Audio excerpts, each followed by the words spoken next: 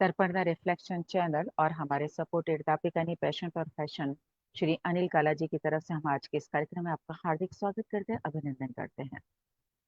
अपने वादे के अनुसार हम हाजिर हैं, बस जल्दी से आप भी हमारे साथ जुड़ जाइएगा। फिर हम आज के जो हमारी हस्ती हैं उनके साथ ढेर सारी बातें करेंगे और उनके जानेंगे उनके बारे में। आज के जो हमारे कहना चाहिए कि शख्सियत हैं जिनको हम आज आपसे रूबरू कराएंगे, वो हैं हिंदी राजस्थानी भाषा के जाने माने कवि हैं। उनकी कविताओं की अगर हम बात करें तो उनकी कविताएं समकालीन भारतीय साहित्य, जनसत्ता, नवभारत टाइम्स, कादम्बनी, नवनीत, हंस, कथन, कथादेश आदि सब में उनकी कविताएं, और भी कई मैगजीन है जिसमें कि उनकी कविताएं प्रकाशित हो चुकी हैं। आकाशवाणी, ऑल इंडिया रेडियो और दूरदर्शन से भी उनकी कविताओं का समय समय पर प्रसारण होता रहा है।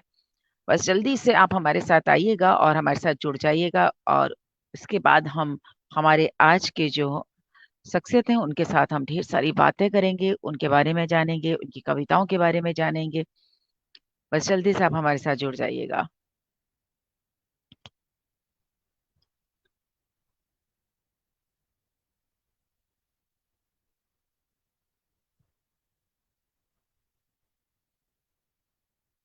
बिल्कुल, आप हमारे साथ जैसे ही जुड़ेंगे हम भी हमारे जो आज के मेहमान हैं उनको भी हम अपने साथ जोड़ेंगे।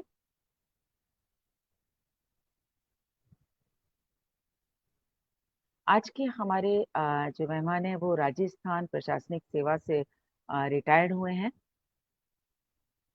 और उनके अगर हम बात करें पुस्तक संग्रह का तो 9 पुस्तक उनकी अभी तक प्रकाशित हो चुकी हैं।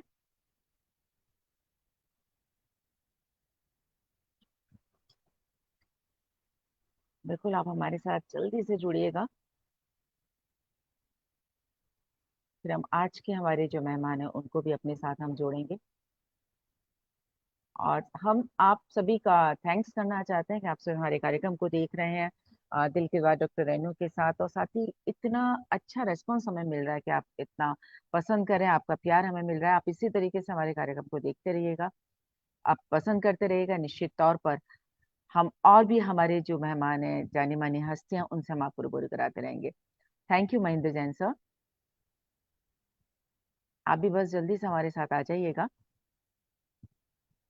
उसके बाद आज के जो हमारे मेहमान हैं उनको हम अपने साथ जोड़ेंगे, उनसे बात करेंगे, इनके बारे में जानेंगे। क्योंकि होता ये है कि अक्सर जो भी हमारी शख्सियत होती है हम उनके काम के बारे में, जैसे कोई अगर कवि है तो उनकी कविताओं से हम उनको जानते हैं, लेकिन वो है क्या चीज, कविता लिखना उन्होंने किस तरीके से शुरू किया, इन चीजों के बारे में हम नहीं जानते हैं। तो हमारी कोशिश यही रहती है कि ऐसे जो बातें हैं, ऐसे जो पल हैं जिनको हम नहीं जानते हैं, उन पलों को आप तक पहुंचाने की कोशिश हम लोग करते हैं।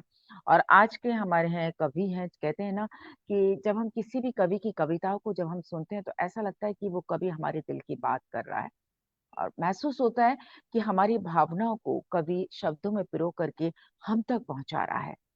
और कहा भी जाता है कि जो कवि होता है, हम जिन दृश्यों को आम समझ करके छोड़ देते हैं, कवि उनमें कविताओं को देख करके और कविता के रूप में हमारे सामने उन दृश्यों को प्रस्तुत कर देता है। बिल्कुल अमित सर, नमस्कार। आप जल्दी से हमारे साथ जुड़ते जाइएगा, और हम बिल्कुल आज के हमारे जो मेहमान हैं उनको भी हम जोड़ेंगे, और हम बताना चाहेंगे कि आज के हमारे मेहमान बहुत ही खास हैं। इनको केंद्रीय साहित्य अकादमी भाषा वार्षिक पुरस्कार 2013 में इनको मिल चुका है। साथ ही राजस्थान साहित्य अकादमी वर्ष 2012 का सर्वोच्च साहित्यिक मीरा पुरस्कार इनको मिल चुका है। राजस्थान पत्रिका द्वारा सृजन पुरस्कार 1998 में इनको मिल चुका है। सौरभ का चित्राम के लिए गौरीशंकर कमलेश स्मृति पुरस्कार 1994 में इनको मिल चुका है। साथ ही श्री भारतेंदु समिति कोटा का साहित्य श्री सम्मान इनको मिल चुका है। डॉक्टर रतनलाल शर्मा स्मृति में दिया जाने वाला सृजन रत्न सम्मान इनको मिल चुका है। नगर निगम कोटा द्वारा भी इनका नागरिक अभिनंदन किया जा चुका है। अंग्रेजी, गुजराती और पंजाबी भाषा में इनकी कविताओं का अनुवाद किया जा चुका है। तो बस जल्दी से आप हमारे साथ जुड़ जाइएगा, और इतनी खास मेहमान, महान हस्ती हमारे साथ हैं। और आपको हम बता दें राजस्थान प्रशासनिक सेवा से रिटायर्ड हो चुके हैं। बहुत लोग जो इनको जानते हैं, मेरी इस सब बातों से समझ चुके होंगे हम किनको आज जोड़ने जा रहे हैं। जी हाँ, हमारे साथ आज जुड़ेंगे श्री अंबिका दत्त जी। ये नाम कोटा के लिए कोई अनजाना नाम नहीं है, वो हमारे साथ जुड़ चुके हैं। बिल्कुल हम उनको जोड़ रहे हैं।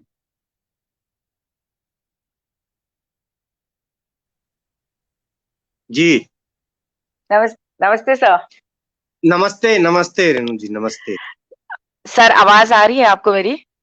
मुझे बहुत अच्छी तरह से आ रही है आपकी आवाज, और आपको मेरी आ रही है? बिल्कुल सर, आपकी आवाज आ रही है। और हाँ, ठीक सर है। हम हाँ, दर्पण द रिफ्लेक्शन चैनल और हमारे सपोर्टेड है दापिका नहीं, passion for fashion, Shri Anil Kala जी, जी की तरफ से हम आपका हार्दिक स्वागत करते हैं सर, आपका अभिनंदन करते हैं। धन्यवाद, बहुत बहुत धन्यवाद, शुभकामनाएं आपको। Thank you sir. सर अब तक सभी लोग जानते हैं श्री अंबिका दत्त जी, जो कि राजस्थान प्रशासनिक सेवा से रिटायर्ड हुए हैं, कवि हैं।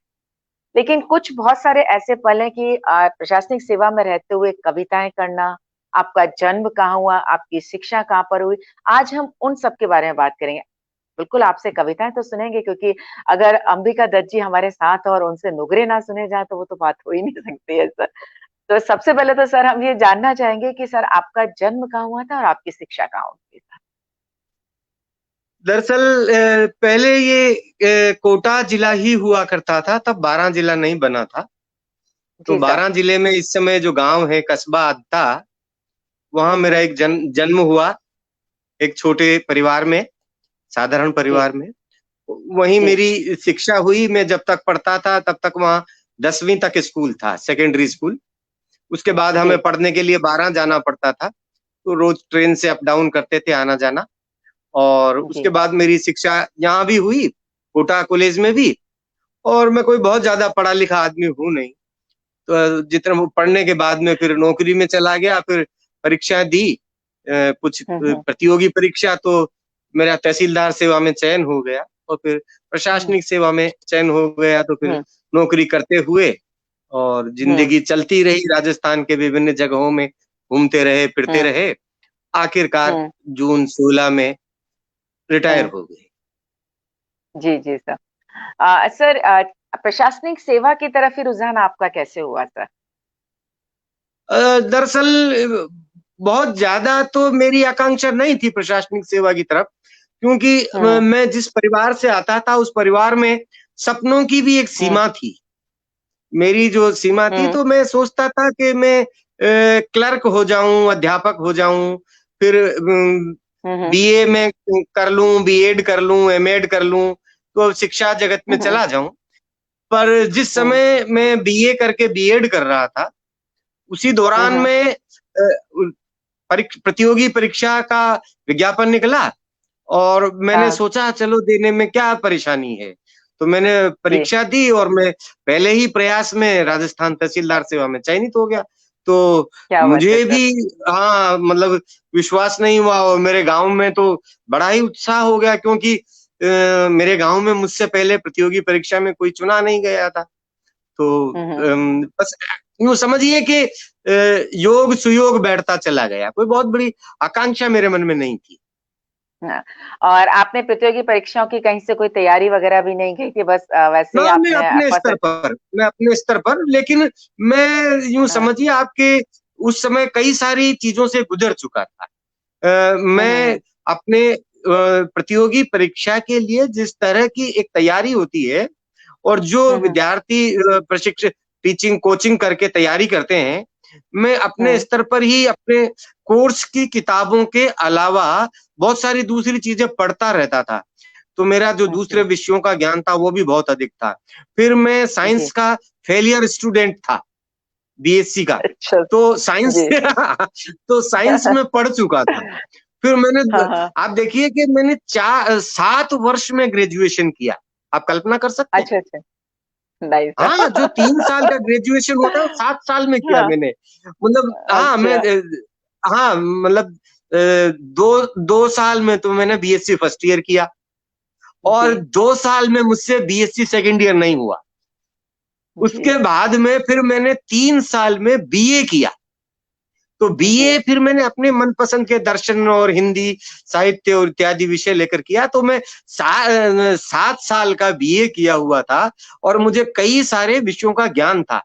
तो इसलिए मैंने जब बिल्कुल प्रतियोगी परीक्षा दी तो मैं दूसरे सामान्य प्रतियोगियों के मुकाबले ज्यादा पढ़ा लिखा था, इसलिए मेरे को सही बात। चयन होने में बहुत सहूलियत रही। हाँ, क्योंकि सर बीए साइंस और आर्ट्स दोनों सब्जेक्ट का ज्ञान आपको हो चुका था सर, हाँ था, बिल्कुल था, बिल्कुल था। इसलिए सर। साइंस साइंस तो मैं बीएससी सेकेंड ईयर तक पढ़ा था, और आर्ट्स बिल्कुल। में हिंदी साहित्य मेरा रुचि का विषय था। दर्शन शास्त्र हम्म। मैंने पढ़ा था, तो मैंने हिंदी और हम्म। दर्शन शास्त्र दोनों लिए। और मैं फालतू जी। चीजें कोर्स के अलावा पढ़ता रहता था, तो मुझे सामान्य ज्ञान का भी बहुत अच्छा ज्ञान था, हिस्ट्री की नॉलेज थी मुझे, बहुत सारी चीजें थी। जी। उससे जो प्रतियोगी परीक्षा के लिए बुनियादी हम्म। जरूरतें होती वो मेरे पास थी। ये बाद में जी मुझे जी। पता चला कि ये चीजें मेरे पास थी, और लोग इसी की हाँ तैयारी हाँ, करते हैं। जी बिल्कुल सर। क्योंकि सर हमने ये सवाल इसलिए पूछा था कि जनरली कहा जाता है कि अगर आप प्रशासनिक सेवा में जाते हैं तो कहीं ना कहीं आपको तैयारी करनी पड़ती है, कोचिंग आप लेंगे तभी आपका सिलेक्शन होगा, अदरवाइज आपका सिलेक्शन नहीं होगा। लेकिन आप जिस हिसाब से बता रहे हैं कि कोई आपने तैयारी नहीं की थी और फर्स्ट अटेम्प्ट में आपका सिलेक्शन हुआ था सर। हेलो। हेलो। सर आपको आवाज नहीं आ रही है? हेलो। हेलो। हेलो।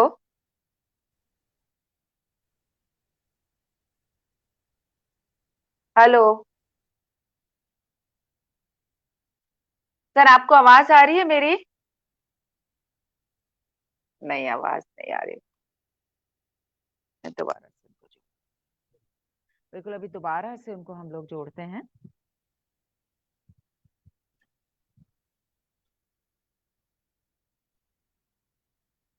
हाँ, वो वापिस आया है, इंटरप्ट हो गया था शायद कनेक्शन। हाँ जी सर, जी सर। सर हाँ हमारे इंटरप्ट। जो सपोर्टेड है श्री अनिल काला जी, आपका वेलकम कर रहे हैं सर। आपका स्वागत कर जी रहे बहुत हैं बहुत श्री अनिल शुक्रिया। काला जी जो हमारे। हाँ जी जी जी। सर, मैंने ये सवाल आपसे इसलिए पूछा था क्योंकि जनरली ये कहा जाता है, बच्चे जो सोचते हैं, आज के बच्चे जो प्रशासनिक सेवा में जाना चाहते हैं कि नहीं हमें हाँ कोचिंग हाँ। करनी चाहिए, कोचिंग हम करेंगे तभी हम इस लाइन में सेलेक्ट हो पाएंगे। लेकिन जैसा कि हाँ आपने अभी बताया कि आपने कोई कोचिंग नहीं ली, लेकिन फर्स्ट अटेम्प्ट में ही आपका सिलेक्शन भी हो गया था सर। देखिए, मैं ऐसा समझता हूँ कि जो प्रतियोगी परीक्षाओं का मापदंड है, उसमें हम्म। आपसे एक पात्रता की अपेक्षा की जाती है। अब वो जी जी जी। पात्रता आप किस तरह से हासिल करते हैं, ये आप पर निर्भर करता है। आप कोचिंग करके राइट। करते हैं या स्वयं पढ़ाई करके करते हैं, या कैसे करते हैं।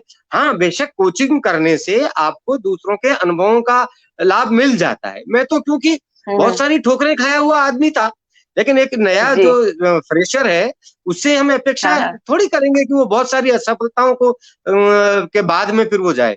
तो उसे जो अनुभवी लोग हैं, उन अनुभवी लोगों हम्म। की कोचिंग काम देगी निश्चित रूप से, और उसकी खुद की मेहनत तो काम देगी ही सही। तो मैं ऐसा समझता हूँ बिल्कुल कि सर। चाहे कोचिंग से तैयारी की जाए या किसी अपनी खुद की तैयारी की जाए, हमें ठीक से समझने की जरूरत है कि हमारा पात्रता क्या होनी चाहिए उस प्रवेश परीक्षा राइट के सर। लिए, कंपटीशन के लिए हमारी पात्रता क्या है। और फिर दूसरी एक खास जो चीज है वो मैं कहता हूं कि जब हम दूसरी हम्म। परीक्षाएं दे रहे होते हैं उत्तीर्ण होने के लिए, तब हमारी किसी से प्रतिस्पर्धा नहीं होती है। हम किसी भी स्तर पर रहे पास हो जाएंगे, हमारी ये जो जी। ग्रेड बन जाएगी, मेरिट बन जाएगी। लेकिन प्रतियोगी परीक्षा में तो आपको दूसरों के मुकाबले आगे जाना होता है, वहां कोई बिल्कुल आपकी सर। सीमा नहीं है। दूसरे लोगों हम्म। से आपको आगे जाना होता है, क्योंकि वहां बहुत सारे लोग होते हैं आप जैसे। तो उन लोगों सही। को क्रॉस करके आपको आगे जाना होता है। तो प्रतियोगी परीक्षा की मानसिकता बिल्कुल अलग होती है, वो होनी भी चाहिए। राइट तो सर, राइट। तैयारी तो आपको खुद करो या कोचिंग से करो, लेकिन उसकी तैयारी तो आपको करनी पड़ेगी। हाँ बिल्कुल, तैयार होकर के जब आप प्रतियोगी परीक्षाओं की परीक्षा देंगे तो निश्चित तौर पर सफलता आपको मिल जाएगी सर। हाँ बिल्कुल। बिल्कुल, सफलता सफलता। अच्छा, मैं तो ये भी कहता हूं कि अगर जी जी। आपको सफलता नहीं होगी तो आपको हम्म। अनुभव होगा। अनुभव राइट बहुत सर। काम आता है। और दूसरा, राइट आपको सर। अध्ययन करना चाहिए, अध्ययन कभी भी व्यर्थ नहीं जाता, दोनों हम्म। काम है। तो राइट और सर। सफलता भी क्यों नहीं मिलेगी आखिरकार। जो हम्म। दूसरे हमारे लोग हैं सफल होने वाले, वो भी हमारे जैसे ही है, उसमें सफलता की सही क्या है। बात है। हम्म। बिल्कुल सर। अगर कहते हैं ना सर कि जिंदगी में जब आगे बढ़ूंगा, अगर सफलता नहीं मिली मुझे तो कोई बात नहीं, लेकिन अनुभव तो जिंदगी का मुझे हो ही जाएगा, ये तो यही अनुभव चीज इस पर मूल्यवान आती है। होता है, और मूल्यवान बिल्कुल होता सर। है अनुभव। आपको सफलता कोई अनुभव नहीं देती, राइट अनुभव सर। सफल असफलता ही देती है। और वो सही बात है। असफलता का अनुभव वो होता है जो आप प्रयास करके प्राप्त नहीं कर सकते। कौन चाहता है नहीं कर असफलता? सकते। सही तो बात है सर, असफलता बिल्कुल तो सही। आपको, हाँ बिल्कुल, वो प्रकृति प्रदत्त अनुभव है, वो राइट बहुत साहब। मूल्यवान है। जी। बिल्कुल, कहते हैं ना कि असफलता हमारा वो शिक्षक है जो हमें सफलता की हाँ डगर पर पहुंचाता है सर। बिल्कुल, आप सही कह रहे हैं, आप सही कह रही हैं, हाँ। बिल्कुल बिल्कुल बिल्कुल। सही। सर, ये आपका सफर रहा कि आप किस तरीके से प्रतियोगी परीक्षा में चयनित होकर के प्रशासनिक सेवा तक पहुंचे। सर, हम जानना चाहेंगे आपके परिवार में सर कौन कौन है सर? मेरे परिवार में अभी तो मैं हूँ, मेरी पत्नी है, मेरा जी। बेटा, मेरी पुत्रवधू, मेरी एक छोटी पोती है, मेरी बेटी है, मेरे दामाद हैं, उनकी बेटी जी। है। यही हमारा छोटा सा परिवार है। मेरे भाई हैं, और हम्म। उनके बच्चे हैं। मेरी ससुराल में मेरे साले हैं, साली हैं, और उनके बच्चे हैं, उनकी बच्चियां। बस इतना सा ही परिवार है। मैं सोचता हूँ सामान्य आदमी का इतना ही परिवार होता है। मेरी बहन है, मेरे बहनोई हैं, जी। ये सब लोग जी सर। हैं, छोटा परिवार है। बिल्कुल सर। तो ये कहते हैं ना कि सर जी परिवार के सदस्य जब साथ में होते हैं और परिवार हमारे साथ होता है तो बहुत सारी चीजें जो मुश्किल होती हैं आसान हो जाती है हमारे लिए। बिल्कुल, बिल्कुल, परिवार, मैं बहुत खुशकिस्मत हूँ कि मुझे हम्म। परिवार में सारे लोग इतने अच्छे मिले हैं, इतने अच्छे मिले हैं। मुझे अपने परिवार के किसी छोटे से छोटे सदस्य से भी कोई शिकायत नहीं है। हम्म। किसी भी कोटि की, क्या बात। किसी भी तरीके की। सब लोग मेरा इतना सम्मान करते हैं, मेरा इतना ख्याल रखते हैं, मुझे इतना ध्यान से रखते हैं, और परस्पर भी बहुत स्नेह और प्रेम से रहते हैं। तो परिवार में जो स्नेह और प्रेम है, वो व्यक्ति के लिए बहुत बड़ी शक्ति है, बहुत बड़ी ताकत है। बिल्कुल। उसके अंदर जो विश्वास है, आत्मविश्वास, उसका बहुत बड़ा मनोविज्ञान है। हम लोग इस समय में इस चीज को गौर नहीं कर रहे हैं। आत्म केंद्रित हम होते जा रहे हैं। छोटे परिवार बनाए जाते हैं। बेशक छोटे परिवारों की और स्वतंत्र परिवारों की अपनी महत्ता है, लेकिन परस्पर जो संबंध हैं, उन परस्पर संबंधों की जो मधुरता है, उन मधुरताओं को आप कैसे भूल सकते हैं? हम जानते हैं हमारे परिवारों बिल्कुल सर। में जो बुजुर्ग लोग होते हैं, बूढ़े लोग होते हैं, दादी का क्या मूल्य है, नाना का क्या मूल्य राइट। है, इसी तरह से बुआ का क्या मूल्य है, मौसी का क्या मूल्य है, मामा का क्या मूल्य, बहुत ही भावनाशील रिश्ते हैं। चाचा का क्या मूल्य है। बिल्कुल। इन सब रिश्तों से मनुष्य के जीवन में सरसता आती है, उसकी रचनात्मकता राइट सर। बढ़ती है, उसका आत्मविश्वास बढ़ता है, उसे भरोसा रहता है। और इनके कम होते जाने से ही वर्तमान आधुनिक समय की जो अनेक मनोवैज्ञानिक समस्याएं हैं, उन मनोवैज्ञानिक समस्याओं का एक बड़ा कारण पारिवारिक विघटन भी है। मैं ऐसा समझता हूँ। बिल्कुल सर। बिल्कुल सही कहा सर, क्योंकि सर हम जब कहते हैं ना, आपने नानी दादी की बात करी तो जो नानी दादी की कहानियां होती थी वो शिक्षाप्रद कहानियां होती थी, बच्चों के अंदर हाँ संस्कार डालती थी। और हाँ परिवार से ही एक दूसरे के साथ भावनात्मक संबंध जो जुड़ते थे, वो जुड़ाव बना रहता था। और जब हम बाहर बिल्कुल, निकलते थे तो ये जुड़ाव हम सीखते थे। बिल्कुल सर, आपने बिल्कुल बिल्कुल सही सीखते बात थे। ये सही। और अभी एक बात और मैं जोड़ना चाहूंगा। यदि हम जी सर। गौर करें तो सारे मनुष्यों की सबसे बड़ी जो आकांक्षा है, सबसे बड़ी हम्म। जो दौड़ है, वह दौड़ है, हम्म। वह सुख प्राप्त करना चाहता है। लेकिन मैं अपने जीवन के अनुभव से ये कहना चाहता हूं कि हमारे किसी भी सुख से बड़ा सुख है अपने परिजनों के साथ रहने का। इससे बिल्कुल बड़ा सही बात। कोई सुख नहीं है संसार में। आप जी अपने सर। परिजनों के साथ रहकर जो सुख अनुभव करते हैं, वो सुख किसी भी पैसे से, किसी भी कीमत से नहीं खरीदा जा सकता। ठीक है, बिल्कुल परिवार सही। में थोड़ा बहुत स्वभाव के कारण कभी कभार कुछ छोटा मोटा हो भी जाता है, लेकिन बाद में हम्म। जब उससे वापिस आपको उसका स्मरण भी आता है, तो अच्छा लगता है। हम एक दूसरे से सीखते भी हैं, बर्दाश्त करना भी सीखते हैं, एक दूसरे को बिल्कुल। सहन करना भी सीखते हैं, सौहार्द भी सीखते हैं, एक दूसरे की मदद करना सीखते हैं, सहानुभूति सीखते हैं, एक दूसरे के काम आना सीखते हैं। हम सीख देख करते हैं तो हमारे बच्चे सीखते हैं। तो परिवार बहुत बिल्कुल बड़ी पाठशाला भी है। जीवन सही की बात है। सुख का खान है, सुख की स्रोत है, इसके साथ साथ वह शिक्षा की बड़ी पाठशाला भी है परिवार। अ, बिल्कुल सर, वैसे भी कहा जाता है बच्चे की पहली पाठशाला उसका परिवार होता है, उसकी माँ पहली हाँ, गुरु बिल्कुल, होती है। बिल्कुल, बिल्कुल। और वहीं से शिक्षा उसकी शुरू हो जाती है। और सबसे बड़ी बात आपने बिल्कुल सही कहा कि कहते भी है ना कि जब परिवार के सदस्य साथ में होते हैं और कोई प्रॉब्लम भी आ जाती है हाँ, और कोई तो हाँ। उसको आसानी से हम लोगों आपस में उसको सुलझा भी लेते हैं। अरे आप और सर जहाँ देखिए तक कि परिवार। आप सही कह रहे हैं। जी। आप देखिए कि हर आदमी के जीवन में, हर स्त्री के जीवन में उसको वो क्षण सबसे ज्यादा याद आते हैं जब वो परिवार के साथ रहते थे। आप देखिए कि जो बिल्कुल। विवाहित लड़कियां हैं वे उन दिनों को याद करती हैं जब वो अपने भाई बहनों के साथ गर्मी की छुट्टियों में रहा करते थे, मिला करते थे। क्या है वहां पर? सबका एक साथ रहना। सब शादी ब्याह में मिलना क्या है? राइट। सबका एक साथ रहना।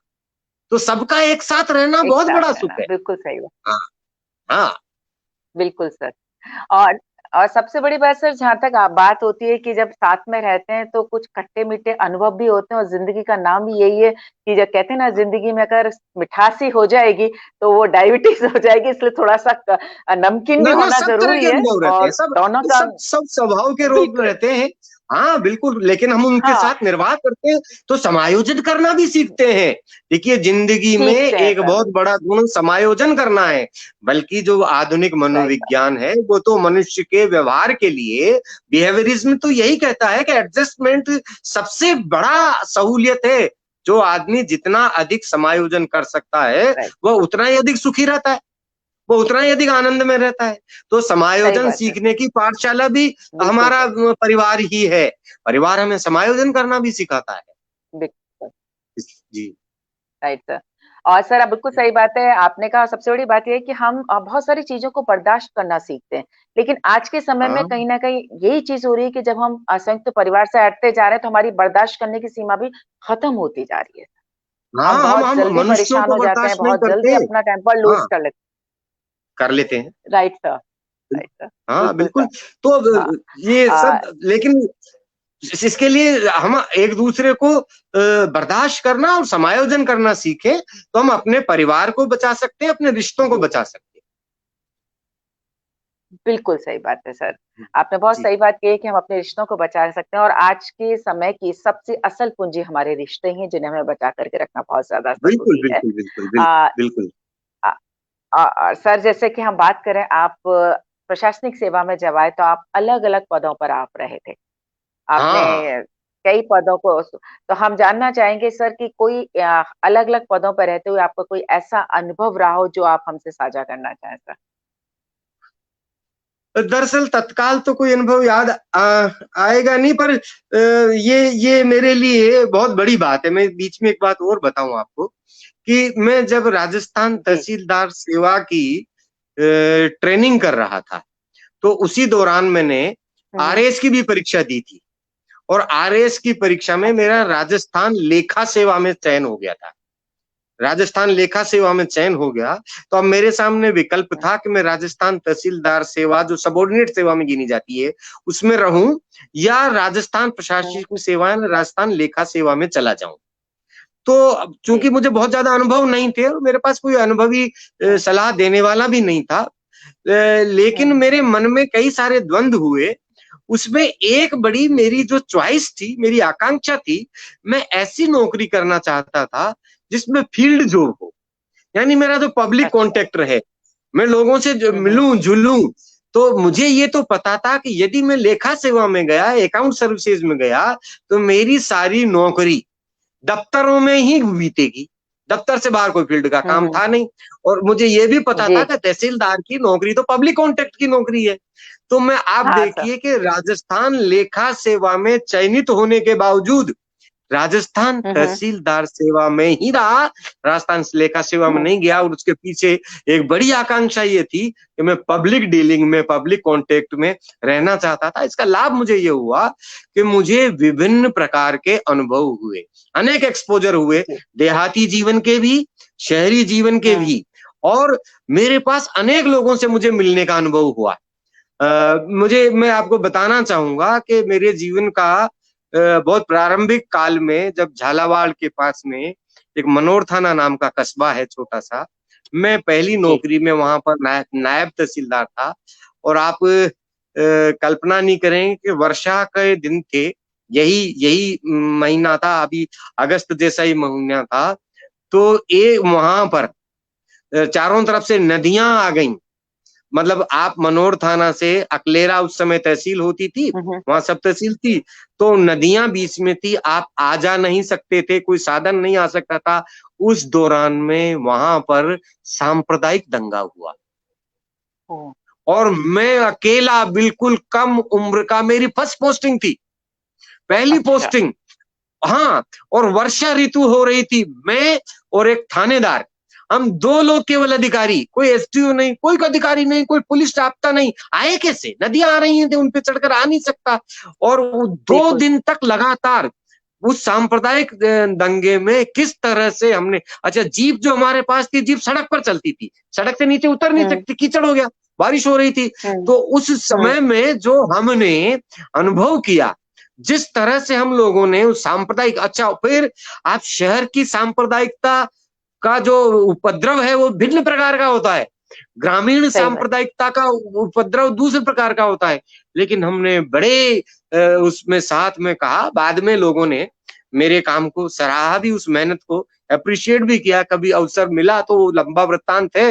लेकिन मैं ये कहना चाहूंगा कि उस नौकरी में मुझे पहले से ही, पहली बार ही ऐसा अनुभव हुआ जो जीवन में शायद दूसरे मौकों पर नहीं होता। सामान्य दूसरे जो कई अवसर हैं, जैसे बिजली की समस्या होने पर लोगों का सड़क रोक देना, या पानी की समस्या होने पर महिलाओं का घड़े फोड़ना, ऐसे अनुभव तो कई हुए। लेकिन लोगों के जी साथ सर। जाकर, उनसे बात करके हम्म। और उनका समाधान करके मैंने जीवन में बहुत सारे अनुभव इस तरह के प्राप्त किए।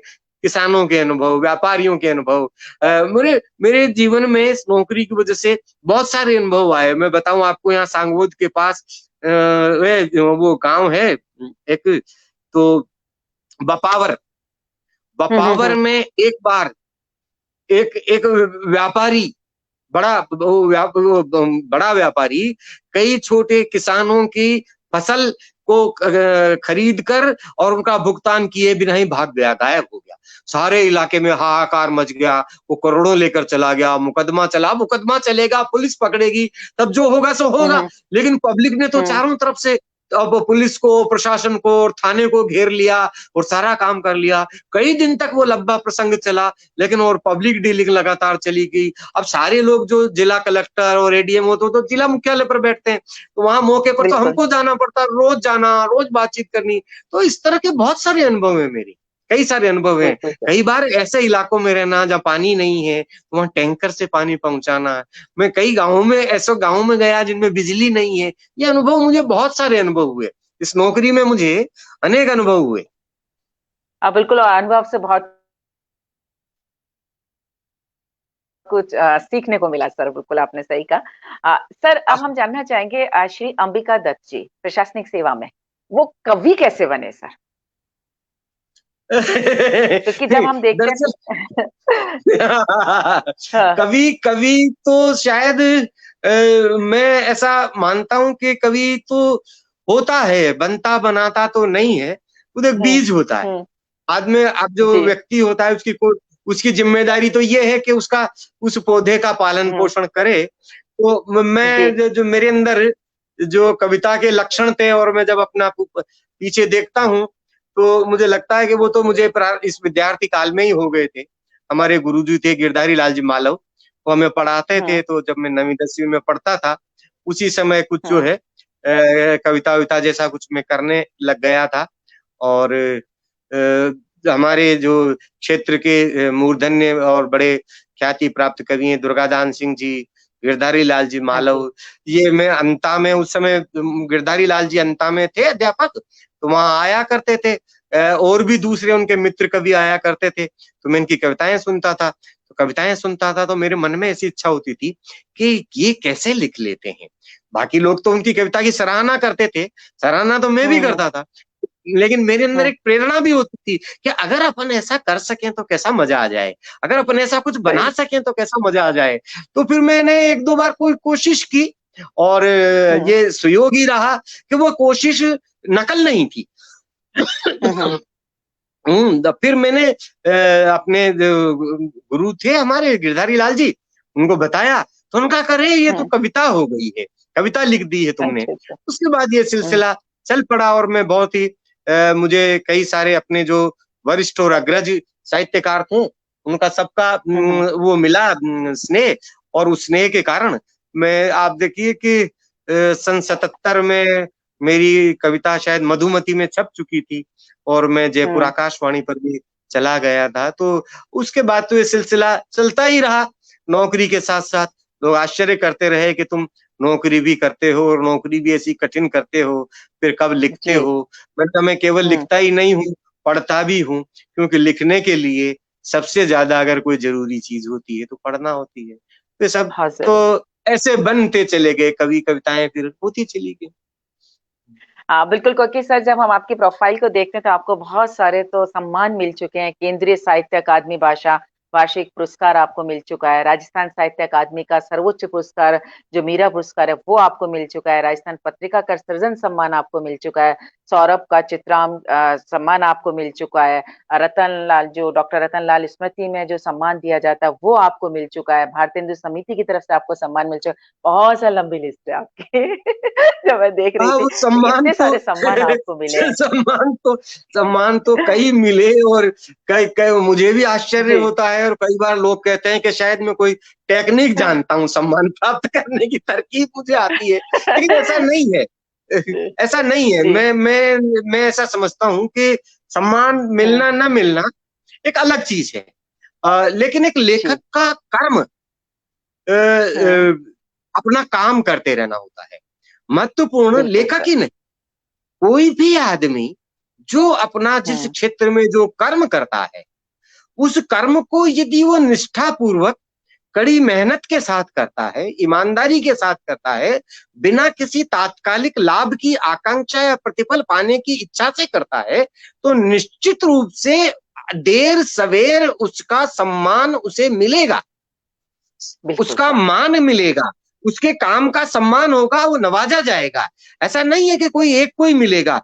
और ये सम्मान तो उस सम्मान के प्राप्ति की औपचारिक स्वीकृति है, ऐसा नहीं है। मैं इस बात को भली-भांति जानता हूँ कि बहुत सारे ऐसे लोग हैं, जिन लोगों को ये सम्मान किसी औपचारिक जो विधि है या औपचारिक प्रक्रिया के कारण ना मिल सका हो, लेकिन उनका काम इतना बड़ा है कि वो हमारे सम्मान से भी बड़ा है, हम उनका भी सम्मान स करते हैं। हम सम्मान बिल्कुल प्राप्त सही। करने के बाद भी उनका सम्मान करते हैं, इसलिए करते हैं क्योंकि सम्मान, जो कोई भी सम्मान हो, आज की तारीख में वो एक औपचारिकता की प्रक्रिया से मिलता है, और उसमें कई सारी चीजें होती हैं और आपके काम को जस्टिफाई करते हैं। तो मैं ये मानता हूँ कि आप यदि निष्ठापूर्वक अपना काम करते हैं, मेहनत के साथ अपना काम करते हैं, बिना किसी प्रतिफल की इच्छा के काम करते हैं, तो निश्चित रूप से आखिरकार जो सम्मान देने वाली एजेंसीज हैं, उन एजेंसीज जी, को भी तो किसी न किसी को सम्मान करना ही पड़ेगा। और आप अगर जुगाड़ करके या कोई कोशिश करके एक आध सम्मान ले लेंगे, आप सब जगह नहीं थोड़ी हो सही, जाएंगे। और अगर नहीं आप सही, सम्मान ले भी लिया और आपका काम वैसा नहीं है, तो ये जमाना दुनिया ऐसी नहीं है कि आपको माफ कर देगी। वो अब तुरंत सही पहचान बात। लेगी कि ये सब फर्जी है, ये फर्जी है, इनके पास कुछ सामान नहीं है। तो इसलिए बिल्कुल मैं सर। ऐसा मानता हूँ कि सम्मान मिले न मिले, सम्मान, सबसे बड़ा सम्मान तो ये है कि हमें बहुत सारे लोग, जो बहुत सारे मित्र हमारी कविताएं पढ़ते हैं, आप देखिए कि मेरी कविताएं अनेक बार जब प्रकाशित हुई, प्रसारित हुई, तो देश के सुदूर अंचलों से, लेह लद्दाख तक से जब आपके पास फोन आया, और फोन सही आने के कहा, बाद उस आदमी ने आपकी कविता की प्रशंसा की, और ये कहा कि आपने, आपको कल्पना नहीं कर सकते आप कि आपने क्या कविता लिख दी है। इससे बड़ा और सम्मान क्या होगा? तो अगर मान लो कोई बिल्कुल, सम्मान ना भी मिले, और एक भी आदमी आपको ये कह दे कि इस जीवन में एक दो बार तो एक दो लोगों ने मुझसे कहा कि मेरे जीवन की इस कविता को पढ़कर ग्रंथि दूर हो गई, आपने मेरा क्या बात! जीवन जो था। हाँ, बिल्कुल, अनेक लोगों ने अनेक बार मुझे, तो मेरे लिए सबसे बड़ा सम्मान तो ये है। जिन लोगों के लिए कुछ सही लोग बात। पढ़कर प्रसन्नता अनुभव करते हैं, तो हमारी रचना का सबसे बड़ा सम्मान यही है। और मुझे लगता है कि हमारी इस रचना के सम्मान को ही विभिन्न सम्मान सम्मानित करते हैं। वो यही तो कह रहे होते हैं कि बिल्कुल। आपने समाज के लिए, इस जमाने के लिए, इन लोगों के लिए अच्छी कविता लिखी है, जो लोगों के काम आती है, इसलिए हम आपको सम्मानित करते हैं। तो मुझे लगता है किसी भी सम्मान का फलसफा भी यही है, किसी भी सम्मान का ये है, केवल सम्मान पाने से कोई बड़ा नहीं हो जाता। रचना के साथ हमारा क्या रिश्ता है, निष्ठा है, वो बड़ी होती है। सम्मान जिन लोगों ने दिया उन लोगों का बड़ा मैं आदर करता हूँ, और उन लोगों के प्रति सम्मान व्यक्त करता हूँ। और बाकी जो लोग मेरी कविता को या मेरे को साहित्यकार होने को, इवन मेरी बातचीत तक को लोग पसंद करते हैं। लोग कहते हैं कि मुझे बड़ा आश्चर्य होता है, बड़ी खुशी होती है जब लोग ये कहते हैं कि आपसे मिलने ही आ गए, हम तो कोई काम नहीं था, आपसे बात करके अच्छा लगता है। तो मुझे लगता है कि बिल्कुल। मैं अहोभाग्य हूँ, मेरा मनुष्य जन्म सफल हुआ कि कुछ लोग मुझसे बात करना चाहते हैं। बिल्कुल। सर बिल्कुल सही बात आपने की। कहते हैं ना किसी भी कलाकार के लिए सबसे बड़ा सम्मान यही होता है जिनके लिए वो परफॉर्म कर रहा है या जिनके लिए लिख रहा है, वो उसको जी, जी। सम्मानित करे, उसकी प्रशंसा करे, उनको खुशी मिले। सबसे बड़ा जी, सम्मान यही आ जाता है। और सम्मान एक नहीं। चीज़ और आपने सही कहा बिल्कुल कि सम्मान पाने के लिए हम नहीं लिखते हैं, हम लिखते हैं नहीं, नहीं, अपनी नहीं, खुशी के नहीं। लिए और हमारे जो पढ़ने वाले हैं उनकी खुशी के लिए। क्योंकि कहते हैं ना सर कि मंजिल मिले ना मिले ये किस्मत की बात है, हम कोशिश भी ना हाँ, करें ये तो गलत बात है। तो नहीं, हमें नहीं, कोशिश तो कोशिश तो करने बिल्कुल करते रहना करनी चाहिए चाहिए। सर। और हर आदमी को बिल्कुल पता सर, होता है कि वो बिल्कुल अपनी सर। वृत्ति प्रवृत्ति के अनुसार क्या कर सकता है। तो उसे हाँ, वही सबसे राइट सर। बेस्ट, जो दी बेस्ट जो कर सकता है वो करना चाहिए। जरूरी नहीं है कि हर कोई आदमी साहित्य बिल्कुल करे, सर। कोई अलग अलग क्षेत्रों में अलग अलग लोग हुँ, काम करते हैं। तो जो आदमी अपनी हुँ, वृत्ति प्रवृत्ति के अनुसार करता है, मैं सोचता हूँ वही उसके लिए सबसे बढ़िया काम होता है। जी, बिल्कुल सर। सर आपके 9 पुस्तक संग्रह आ चुके हैं सर। और जी, सबसे ज़्यादा जिसमें हम लोग सभी जानते हैं और जो सुनने वाले हैं उन लोगों को भी सबको पता है कि अंबिका दत्त जी का नाम जब आता है तो उनके साथ नुगरे जुड़ जाते हैं सर। तो जी। जब जो आपने नुगरे दा पद जो आपका था, इसकी प्रेरणा आपको कहाँ से मिली सर लिखने की कि आपने इस काव्य संग्रह को लिखा था? और इसमें शायद छोटे-छोटे दोहे के रूप में है ये आपका। अ, दरअसल मेरे जो कवि मित्र हैं, साहित्यिक मित्र हैं, जी, वो ऐसा मानते जी। हैं कि नुगरा आपका एक हिस्सा है, रिप्रेजेंटेशन आपको, आपका दी बेस्ट नुगरे में नहीं है, ऐसा वो मानते हैं। लेकिन जो मेरे को जी, जानने वाले लोग हैं, जी। वो ये कहते हैं नुगरा आपकी सबसे बढ़िया कविता है। उसकी वजह ये है कि नुगरे का जो वर्जन है, नुगरे का जो पाठ है, उस एक तो उसकी भाषा, एक उसका जो मुहावरा, वो दोनों लोक से आता है। अब देखिए कि जो नुगरे की कविता है, वह राजस्थानी की कविता है। राजस्थानी हाड़ौती में लिखी हुई हुँ, कविता है। लेकिन वह हिंदी हुँ, के लोगों को भी प्रभावित करती है, विश्वविद्यालय के प्राध्यापकों को भी बिल्कुल। प्रभावित करती है, और ठेठ देहात के गाँव के लोगों को भी प्रभावित करती है, उनको आकर्षित करती है। देश की श्रेष्ठ हिंदी पत्रिकाओं ने उनको छापा, उन नुगरों को, न केवल सुनाने में बल्कि उनको छापा। तो मुझे लगता है कि इसके पीछे हुँ, जो हमारी जीवन के साथ एक प्रामाणिकता संबंध है, और उसको हम उस लोक की भाषा में ही हुँ, जो व्यक्त करते हैं, यही उसकी बड़ी ताकत है नुगरे की। हुँ, हुँ। और मैं कोई छंद जी, का कवि नहीं हूँ। मैंने कोई छंदबद्ध कविताएं अधिक नहीं जी। लिखी, मैं तो फ्री वर्स की कविताएं करने वाला कवि हूँ। और इसमें जैसा आप कह रही हैं दोहा, दोहा भी नहीं है। ये कोई एक हुँ, निर्धारित छंद में नहीं है, बल्कि मुझे तो ये हुँ, लगता है कि लोक की, बोलचाल की, भाषा की जो लय है, उस लय को मैंने पकड़ लिया और उस लय में कविता कर दी। वो लय जो है पद्यात्मक हो गई, वही नुगरे का छंद है, और कोई अलग से छंद नहीं है। और ये आया भी जी, अकस्मात। हाँ, ये कोई मैंने कोशिश करके नहीं आया। और जब ये एक दौर था, उस दौर में ये आया नुगरा, 100 सवा 100 नुगरे के पद हुए। उसके हुँ, बाद में फिर मैंने कोशिश की तो नुगरे के पद नहीं लिख सका। मतलब पहले भी नहीं आया ये, और बाद में कोशिश करने पे भी हुँ, नहीं आया। तो मुझे लगता है कि नुगरे के पद तो मेरे जीवन में जो जनजीवन से मेरा संपर्क रहा, और उस जनजीवन के दौरान जो बातें मैंने सीखी लोक से, समाज से, जो अनुभव सीखा, लोगों के अनुभव से जो मैंने सीखा, वो लोगों का अनुभव ही मैंने अपनी कविता में डाल दिया। इसीलिए वो लोगों को अपनी बात लगी, इसीलिए उन्हीं की शैली में, उन्हीं के लहजे में मैंने इसको डाल दिया, तो इसको लोगों ने पसंद किया। क्योंकि हमारे पास जितनी भी कविता की, भाषा की या कला की ताकत है, उस ताकत की जो स्रोत है, वह स्रोत हमारा जनजीवन या लोक है, वहीं से आती है। और हमारी कसौटी भी वही है। प्रामाणिक कब होगी कोई कला? जब उसे समाज स्वीकृति देता है, समाज उसे स्वीकार करता है, समाज उसे सम्मान देता है।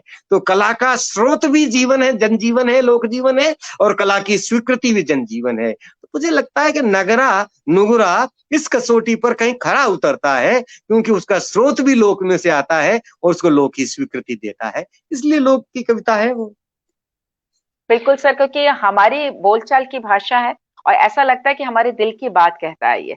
तो सर, हाँ जब इतना ज्यादा, तो हम चाहेंगे सर एक या दो नुकरे आपसे सुनना जरूर चाहेंगे, और शायद सब लोग चाहेंगे आपसे सर। हाँ हाँ, मैं सुना देता हूँ। अभी अभी कल परसों ही एक नुगरा मैंने अपने, आजकल ये हम्म। सोशल मीडिया का जो माध्यम है, ये बहुत बहुत अच्छा है। हम्म। तो जी। एक दो नुगरे मैं आपको सुना देता हूँ। हम्म। जी। अभी कल परसों का एक नुगरा है, ताजा, दो तीन पंक्ति का नुगरा है। क नुगरा छानो मुनो रीजे, भाया छानो मुनो रीजे, मुथारी न करो तुम्हारी मत कीजिए। नुगरा छानो मुनो रीजे, क्या मुथारी बात न है। करो और तुम्हारी मत कीजिए। अ, इसी तरह से अब हम्म। इसमें अनेक विषय हैं। एक एक नुगरा है, हम्म। कर्यो छे गुणगान प्रभु का, नुगरो कर्यो छे गुणगान। हम्म। कर्यो छे गुणगान प्रभु का, नुगरो कर्यो छे गुणगान। भाग फाट्या सु माइक बज रह्यो। भाग फाट्या का मतलब सु अर्ली मॉर्निंग, तड़काओ में हम्म। से भाग पड़ती है जिस समय, हम्म। भाग फटा हम्म। सु माइक बज रह्यो, हम्म। तो भी न सुन रहे हो भगवान। कर रह्यो छे गुणगान प्रभु का, नुगरो कर रह्यो छे गुणगान। और सड़क रोक झांकियां क्या बनवा बात दी, है। सड़क रोक हम्म। झांकियां बनवा दी। और चौराया पर मच रह्यो घमसान, और ढोलक पेटी तबला बाजे, और डीजे की मत पूछो शान। और बाहर तो बूमबाड़ा हो रहा और बेलाडी सुनसान। बाहर तो बूमबाड़ा हो रहा और भीतर छे सुनसान। कर रह्यो छे गुणगान प्रभु का, नुगरो कर रह्यो छे। तो और भी कई क्या नुगरे बात हैं है सर। ऐसे। हाँ, हाँ। नहीं, बिल्कुल सर। और सामाजिक व्यंग सर के आपने, हैं इसमें कई जी हाँ, बिल्कुल बिल्कुल। और सर, क्योंकि कहते हैं ना कि कवि जो होता है, कि हम लोग तो बहुत सारी बातों को, जो सामाजिक बातें होती हैं, उनको छोड़ देते हैं, लेकिन कवि की जी, दृष्टि उनको देखती है और वो हम तक पहुंचाती है कि आपने इसको क्यों अलग कर दिया, बल्कि इसको समझिए और देखिए और जानिए। इसलिए तो कहा जाता है बिल्कुल। ना कि कवि के लिए बहुत ही व्यंग और हास्य रूप में वो हम तक बहुत ही गूढ़ बात पहुंचा देते हैं सर। जी और जी आपकी अगर हम बात करते हैं सर, आपने राजस्थानी भाषा में भी बहुत अच्छा लिखा है, आपने हिंदी भाषा में भी बहुत अच्छा लिखा है। और आपके अगर जी हम बात करें तो आपके इनका अनुवाद अंग्रेजी, गुजराती और पंजाबी में भी आपकी जो कविताएं हैं उनका अनुवाद जी किया गया है सर। जी जी तो हम समझ सकते हैं इनकी लोकप्रियता कितनी है सर, जी। कि अब ये तो इसको लोगों की नवाजिश है। नहीं जी सर, क्योंकि कहते हैं ना, अच्छी चीज को हर कोई सुनना चाहता है, हर कोई जानना चाहता है सर। और सर, मेरे पास कुछ लोगों के सर मैसेजेस है, मैं एक बार आपको बता देती हूँ। सर, नंद भारद्वाज सर हैं, वो लिख रहे हैं, अरे वाह, कवि अंबिका दत्त जी की मौजूदगी और उनकी मोहक कविता सुनना सुखद अनुभव है। नंद आ, भारद्वाज जी का बड़ा स्नेह है मेरे प्रति, मेरे बड़े भाई जैसे हैं। और वो बहुत जी ही सर। मेरे प्रारंभिक काल में, जब मैं आकाशवाणी पर जाया करता हम्म। था जयपुर, जब वो मुझे मिला करते थे, तो उनका बहुत स्नेह हाँ। प्राप्त है, मुझे सौभाग्य समझता हूँ। जी, बिल्कुल सर। और अनिल काला सर भी प्रणाम करता आपको हूँ कह रहे उनको। हैं थैंक्स। बिल्कुल, अनिल कौन? काला सर भी आपको थैंक्स, अनिल काला सर अरे जो हमारे अनिल काला जी सपोर्टेड तो, है। जी बिल्कुल सर, वो भी आपको वेलकम और आपका थैंक्स कर रहे हैं सर। और जी, बहुत बहुत जयपुर शुक्रिया। से भी हमारे साथ जुड़े हुए हैं, पिंकी कुलसे जुड़ी हुई हैं सर, वो भी आपको थैंक्स कर रहे अच्छा, हैं, महेंद्र जी, अरे अमित जी, जी जी, सब सबका आपका वेलकम कर रहे हैं सर। बहुत अ, बहुत मैं सबका और सर अब हम अभिवादन करता हूँ। जी। जी सर। जी हाँ, बोलिए आप कुछ। सर अब हम आपसे हम जानना चाहेंगे कि जिस तरीके से सर अभी जो वर्तमान का दौर चल रहा है सर, कोरोना का काल चल रहा है इस समय, और इस समय जहाँ थोड़ा सा दूरियां लोगों को बढ़ाने के लिए बात की गई है कि हम लोग थोड़ा डिस्टेंस मेंटेन करके रहें, वहीं कहीं ना कहीं संयुक्त संयुक्त परिवार की अहमियत भी लोगों को समझ में आई है। सर आप इस दौर के समय में कवि के रूप में आप क्या कहना चाहेंगे? देखिए, मोटे तौर पर बहुत सारे मेरा अपना स्वभाव है कि मैं बहुत जल्दी बहुत ही निष्कर्ष नहीं निकालता कि आप फाइनली कुछ कह दें। लेकिन कुछ चीजें फिर भी हमारे सामने आती हैं, जिनको अपने अनुभव के रूप में मैं साझा करना चाहूंगा।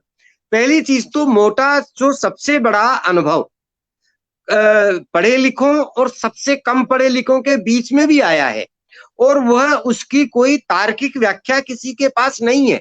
इसके बावजूद हम ये सीखे हैं कि मनुष्य जाति ने जो प्रकृति का अनियंत्रित दोहन किया है, कहीं न कहीं ये प्रकृति की प्रतिक्रिया है उसे महामारी के रूप में उसे सावधान करने की। ऐसा भाव मैंने अनेक लोगों के मन में देखा है। हालाँकि इसकी सही-सही कोई समीकरण या सूत्रात्मक जो संबद्धता है वो मुझे देखने को नहीं मिलती कि प्रकृति बदला क्यों लेगी इत्यादि आदि। लेकिन ये समझ पूरी मनुष्यता के बीच में आई है कि हमें प्रकृति के साथ ऐसा निर्मम और क्रूर व्यवहार नहीं करना चाहिए। प्रकृति में सब लोग हैं, पशु हैं, पक्षी हैं, वृक्ष हैं, पृथ्वी है, आकाश है, जल है, इन सबके प्रति हमें एक सहिष्णुतापूर्ण संबंध बनाकर रखना चाहिए।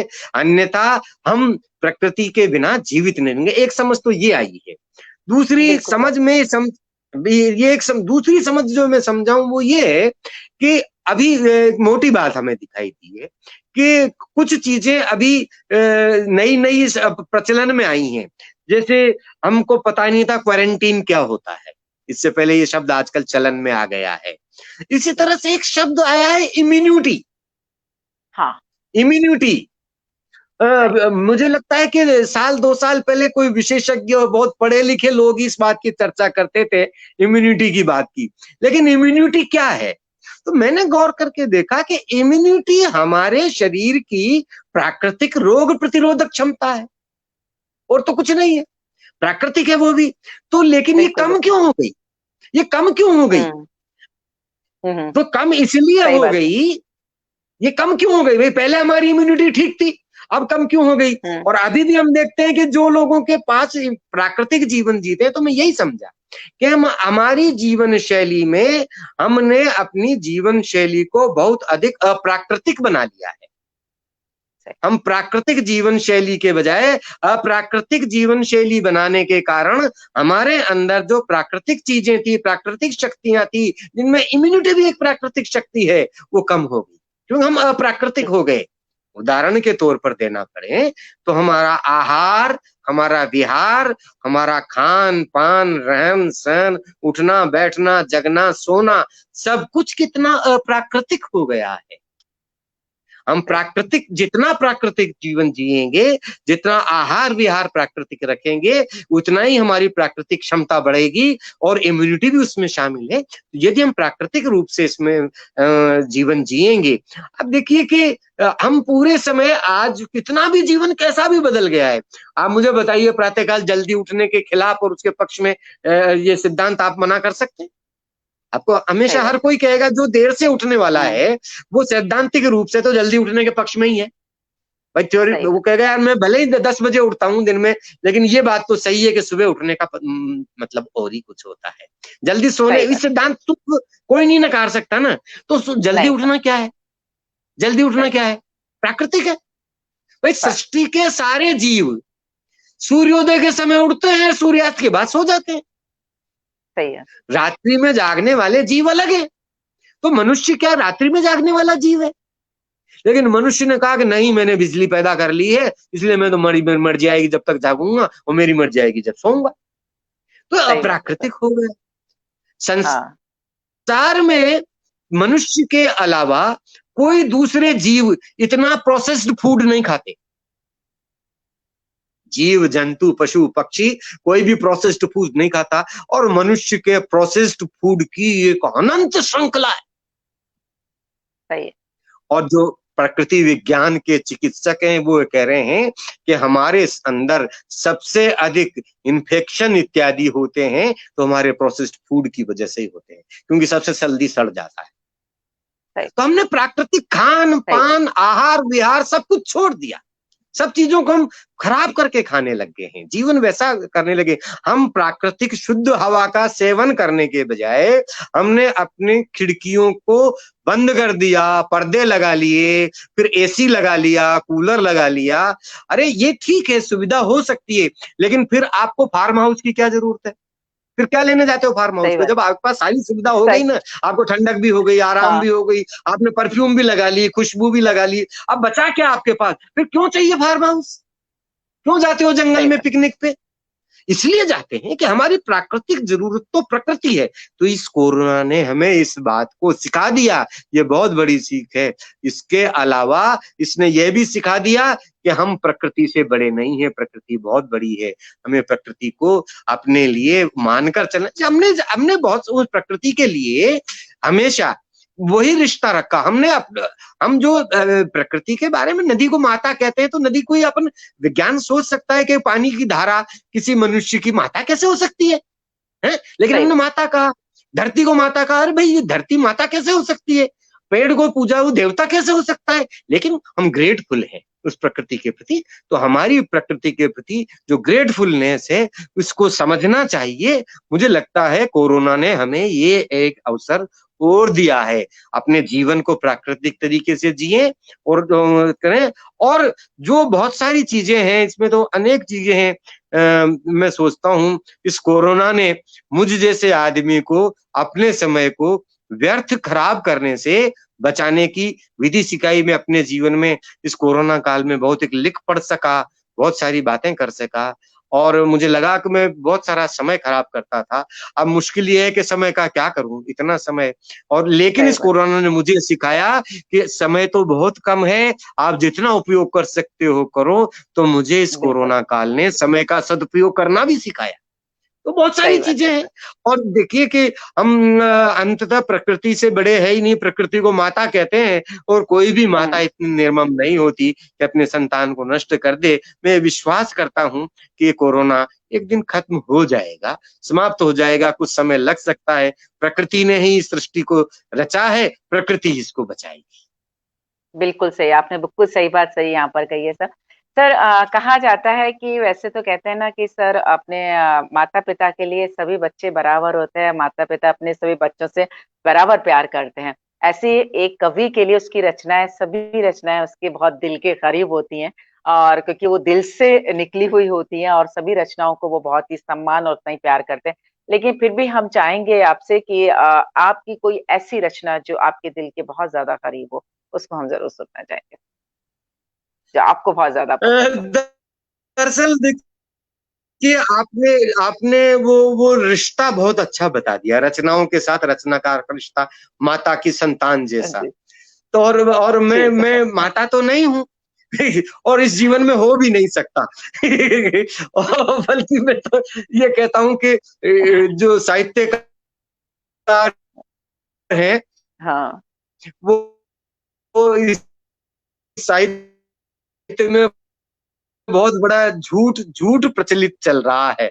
इसलिए चल रहा है, कम से कहते हैं कि पुरुष साथियों से पूछता हूँ कि मित्रों तुमको क्या अनुभव है प्रसव वेदना का? कैसे हुँ, इसका उदाहरण देते रहते हो? कहाँ से लाए तुम इस प्रसव, तुमको तो रंच मात्र भी अनुभव नहीं है प्रसव वेदना का, तो ये उदाहरण तो मत सही। दो। लेकिन हुँ, मैं ये कहता हूँ कि किसी भी माता को अपनी सबसे कमजोर संतान से सबसे अधिक प्रेम होता है। आपने देखा होगा ना, जो बीमार सही बच्चा सर। हो, जो सबसे छोटा बच्चा हो, जो आर्थिक रूप से कमजोर बच्चा हो, माता उसका ध्यान सबसे ज्यादा रखती है। कोई भी चीज हो तो उसके लिए बचा कर रखती है, नहीं? तो मुझे पिछले जी। दिनों ऐसा लगने लगा है कि मेरी हुँ, जो हुँ। रचनाएँ अधिकतर रचनाएँ किसी पत्रिका में प्रकाशित हो चुकी हैं या पुस्तक संग्रहों में प्रकाशित हो चुकी हैं, लेकिन अनेक रचनाएं ऐसी हैं जो न तो पत्रिकाओं में प्रकाशित हुई और न पुस्तकों में प्रकाशित हुई, इवन उनको कहीं सुनाया भी नहीं जा सका। तो मेरी सहानुभूति और संवेदना तो आजकल उन रचनाओं के प्रति है जो कहीं नहीं आई गई और जिनको कोई तवज्जो ही नहीं दी गई। और मुझे लग रहा है कि मैं भी कैसा आदमी हूँ जो उनको ही भूल गया हूँ। और मुझे बड़ा आश्चर्य हुआ अभी पिछले दिनों कृत्या इंटरनेशनल पोएट्री फेस्टिवल जो हो रहा है, उसमें उन्होंने मेरे एक ऐसी रचना पता नहीं कहाँ से, जो कम प्रसिद्ध रचना है, उस रचना का अंग्रेजी अनुवाद करके उसमें किया। तो मुझे बड़ा अच्छा लगा कि देखो इन्होंने इस रचना को तवज्जो दी। तो मैं सोचता हूँ रचनाओं में तो और मेरे लिए तो मैं ये कह सकता हूँ सामान्य अनुभव से, सामान्य आदमी के अनुभव से, कि जो रचनाएं कई लोगों ने प्रशंसा की, जिन रचनाओं की बहुत सारे लोगों ने चर्चा की, उन रचनाओं को के प्रति आकर्षण होना उसी तरह स्वाभाविक है कि परिवार में जो लड़का वो परिवार का नाम ऊंचा करता है या उसको मदद करता है, उसको सब पसंद करते हैं, लेकिन माता तो उन्हीं को पसंद, उन्हीं को प्रेम करती है जो बच्चे नहीं होते हैं। तो मेरी कई सारी रचनाएं हैं जिनमें कई लोगों ने औरतों का दर्जी है या खजूर कविता है या कलशा कविता है या नौकरियों ने हमें कहीं का नहीं रख छोड़ा, और भी कई रचनाएं हैं और हैं बहुत सारी रचनाएं समय समय पर। अब मैंने, आप देखिए कि 4-5 कविता संग्रह हैं, तो 4-5 कविता संग्रहों में चयनित की हुई अगर मान लीजिए 50 भी कविताएं हैं, तो इतनी कविताएं तो प्रकाशित हो ही चुकी हैं, वो डायरी में भी लिखी हुई हैं बहुत सारी। तो ये तय कर पाना बहुत मुश्किल होता है कि कौन सी कविता अच्छी है, बुरी है, और कब कौन सी कविता किस अच्छी लगती है। मुझे तो सभी कविताएं अच्छी लगती हैं। जी बिल्कुल बिल्कुल सर, क्योंकि आपके दिल से निकली हुई कविता, इसलिए मैंने कहा कि आपके लिए तो सारी कविता आपके लिए बहुत ही महत्वपूर्ण, आपके दिल के करीब है। हम ये चाहेंगे कि सर जो आप सुनाना चाहें वो आप कविता सुनाएं, जो आपको लगता है कि नहीं ये कविता मुझे आज सुनानी चाहिए सर। हाँ, मैं आपको प्रसंगानुकूल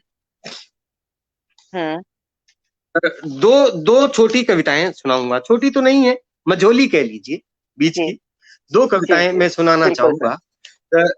और ये सुयोग है कि हालांकि मेरे जीवन में ऐसा अवसर नहीं आया कि मैंने कोई अवसर के अनुसार से कोई कविता लिखी हो, जैसे किसी त्योहार की, किसी घटना की, किसी उत्सव की। जैसे 15 अगस्त पर कोई कविता मैं नहीं लिख सकाया, दिवाली पर, रक्षाबंधन पर, इस तरह से कोई मैं तुरंत कोई कविता नहीं। अब मैं सोचता हूँ जीवन है, कभी आ भी जाए तो मेरा उसका विरोध भी नहीं है।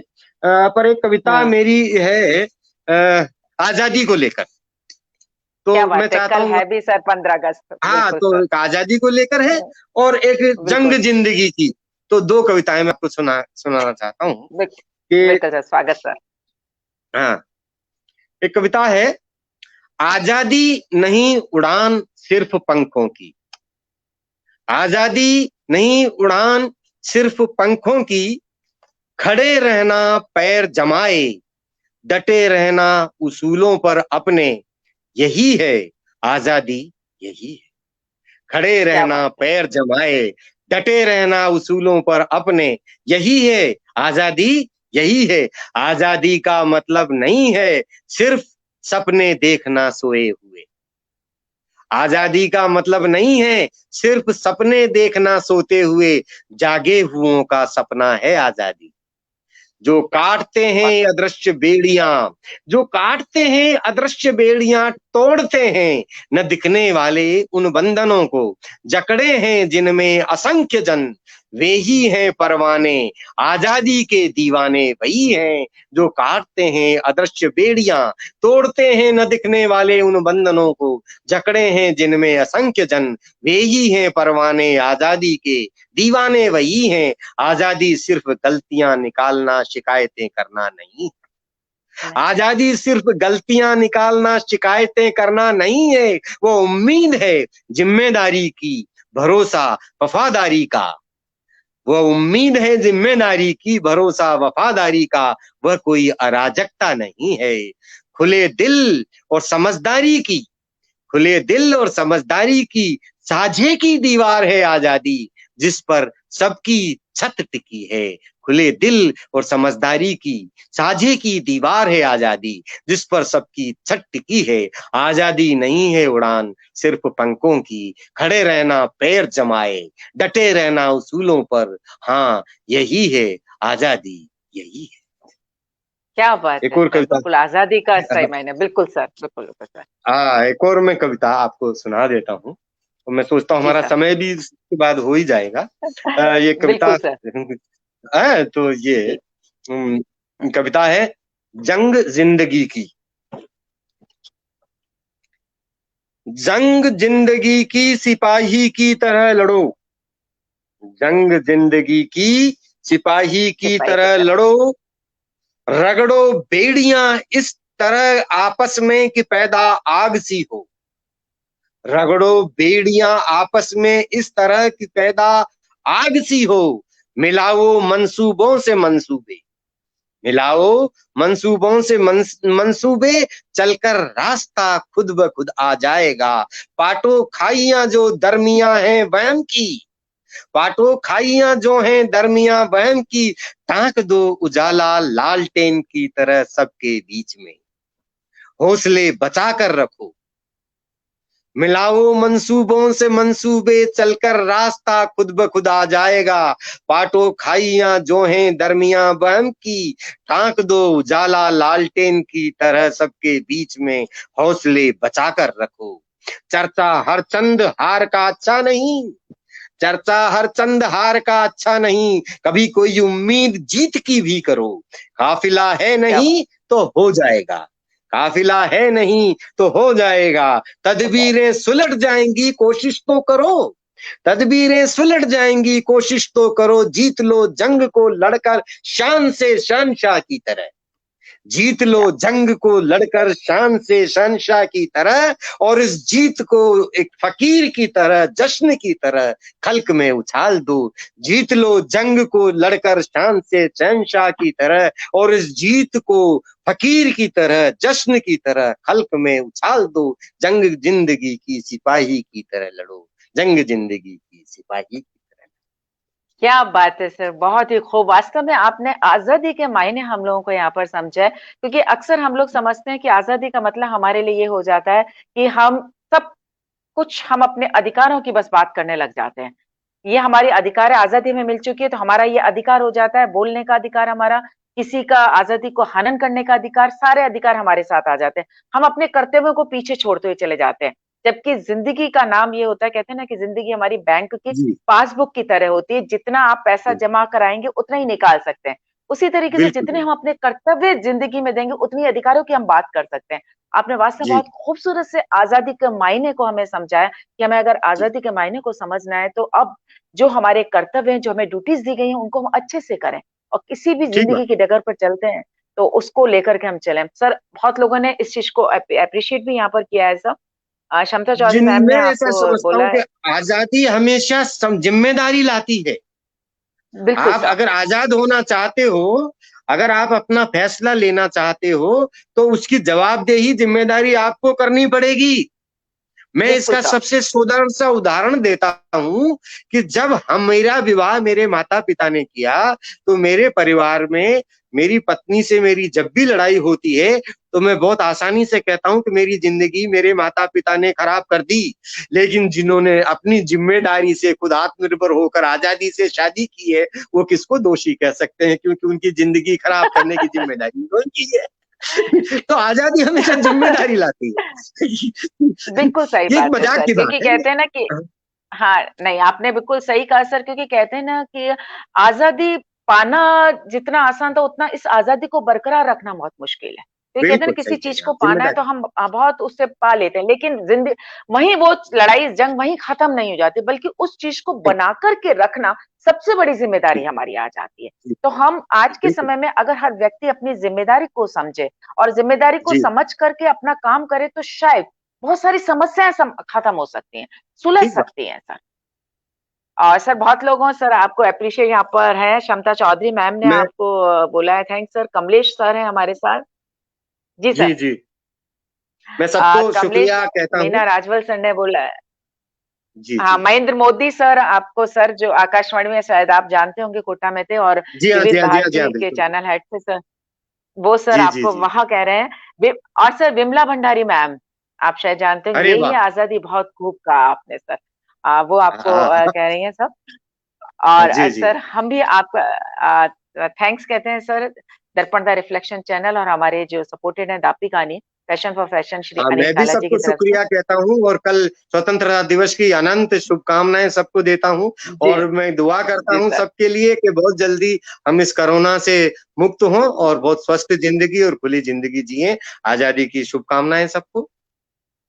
बिल्कुल सर, और आप हमारे साथ जुड़े, आपने इतनी अच्छी बात है हमसे हमारे साथ की, क्योंकि अब तक श्री अंबिका दत्त जी को उनकी कविताओं के द्वारा, उनके नुक्कड़ों के द्वारा हम लोग जानते थे, लेकिन बहुत सारी बातें आपने हमारे साथ यहाँ पर साझा की, किस तरह से आप प्रशासनिक सेवा में गए, किस तरीके से आप कविता की तरफ मुड़े, बहुत सारी चीजें आई। और हम यही चाहेंगे कि आप इसी तरीके से, आपकी जो कविता है, हम लोग मौका मिले, हम लोग सब लोग इसी तरह सुनते रहें, और इसी तरह से कहते हैं ना, जी कल का जो काम है, आप उसी तरह समाज का जो आप करते रहें। हम सबकी तरफ से आपका ढेर सारा आपका शुक्रिया अदा बहुत करते बहुत हैं सर। शुक्रिया बहुत थैंक यू बहुत sir, thank you very much sir. Thank you thank you बिल्कुल। Thank you thank you thank you sir, thank you. दोस्तों, आज हमारे साथ जुड़े थे श्री अंबिका दत्त जी, जो कि हमारे लिए एक नया नाम नहीं था, जो इस साहित्य की दुनिया में है, वो उनको अच्छे तरीके से जानते हैं।